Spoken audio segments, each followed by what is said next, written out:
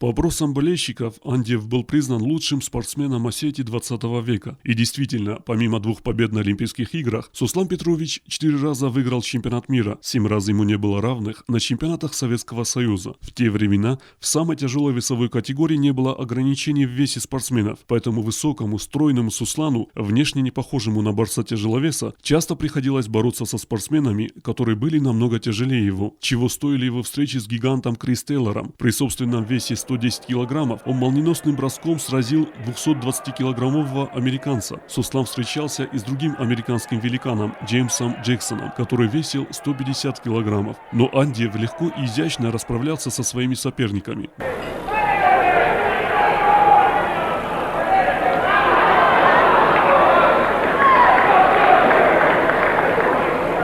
Добившись в спорте стольких побед, пронеся честь осетинской вольной борьбы по всем континентам мира, Суслан без пауз перешел на новую деятельность. Защитив звание кандидата экономических наук, он тем не менее не смог долго находиться вне спорта и в самые сложные для всей страны перестроечные времена возглавил Государственный комитет спорта Северной Осетии. Молодой руководитель в эти трудные времена сумел сохранить сеть спортивных школ. Он много сделал для сохранения спорта и в Южной Осетии. Долгие годы выплачивал зарплаты группе югославских тренеров. Выделял финансовые средства для участия югославских спортсменов на выездных соревнованиях. Очень любил приезжать в Южную Осетию. По мере возможностей приезжал на турниры. 22 ноября 2018 года Суслана Петровича не стало. Память о нем сохранится навечно в наших сердцах.